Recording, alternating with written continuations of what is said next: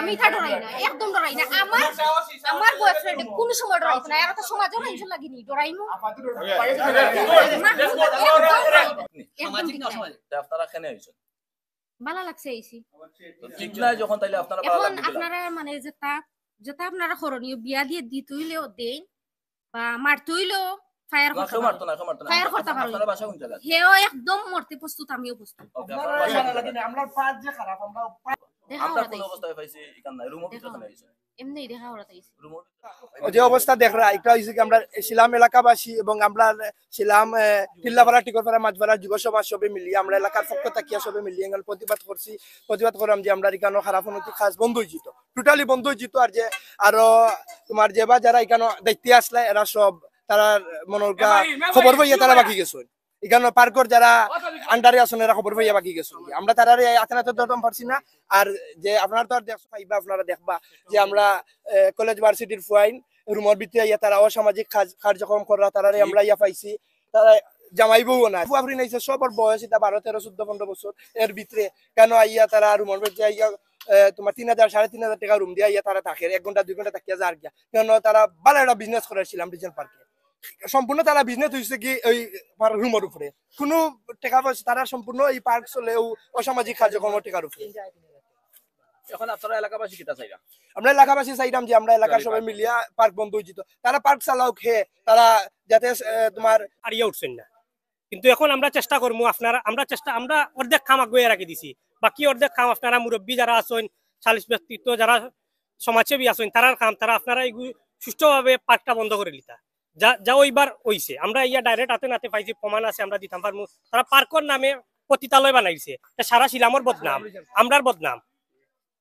এখন আপনারা দাবি কিটা? আমরা দাবি পার্কটা বন্ধ হয়ে যেত। আমরা সময়ের দাবি, যেহেতু আমরা আগেও আমরা বড় ভাই কইছেন মসজিদ আছে, হাই স্কুল আছে এবং গুরুস্থান আছে, পবিত্র জায়গা গুরুস্থানের পাশে তারা অপবিত্র কাজ করে। যেহেতু এখানে পবিত্র স্থান আছে এখানে, আর এলাকার ভিতরে আমরা এলাকাবাসীর দাবি অনেকে মুখ খুলতে পারেন না, যারা মুখ খুলতে পারেন না তারার পক্ষ থেকে আমরা আইসি আই। আপনারা সব যে যেখানে আছেন বড় যে যেখান থেকে দেখা শিলামবাসী সব ঐক্যবদ্ধ এবং আমরা পাশে থাকুক কাজেলা, এটা অন্য কোনোভাবে মন না নিয়া আমরা এটা সুষ্ঠু সমাধান পাই। এই সময় তো আমি আসলাম না, তো যারা ছোট ভাই নাছিল তারা কইছে ভাই তো যেও আয় আপনার খুব গরম হইয়া যে পার্ক সামাজিক কার্যকলাপ চলে সব একটু গরম হইয়া, তারপর সব নরম হইয়া বার হয়ে যায়। এই নরম হওয়ার পিছে আপনারা জানেন এই নরম হওয়ার পিছে কিতা থাকতে পারে। প্রশাসনও খুব গরম হইয়া আইছে, পরে প্রশাসন আবার নরম হইয়া বার হইয়া গেছে। এখন একটা তারা কিতার বিনিময় নরম হইছে, একটা আমার থেকে আপনারা বাড়া জানলা, যারা দেখা তারা বাড়া জানলা। আর আজকের লাইভ যারা আমরা এলাকা যারা দেখা আপনার কাছে আমরা অনুরোধ, আপনারা যারা মুরব্বী তো গেছে আমরা অনুরোধ, আপনারা আমরা ফুয়া বাতিজার সমান আমরা সারা ফিউচার হয়েছি, আমরা তো যথেষ্ট বড় হয়ে গেছি, বা আমরা পরে যে জেনারেশন যারা বয়স এখনো 16, 17, 18 হয়েছে তারা এটা জিনিস দেখে বালা কিছু শিখেন না। আপনার কাছে আমরা অনুরোধ, আপনারা এই রিজেন্ট পার্ক লইয়া পরবর্তী যে পদক্ষেপ হইব এই পদক্ষেপটা থাকে যেন এই পার্ক থেকে একবার সমূল উঠে যেত। এগুতার আপনারা আমরা দয়া করি বা কোনো মাধ্যমে এগুতার এই জায়গা যে পার্কটা থাকে না আপনারা ব্যবস্থাটা করবা। আমরা এলাকাবাসীর নিকট আমরা ছিলাম।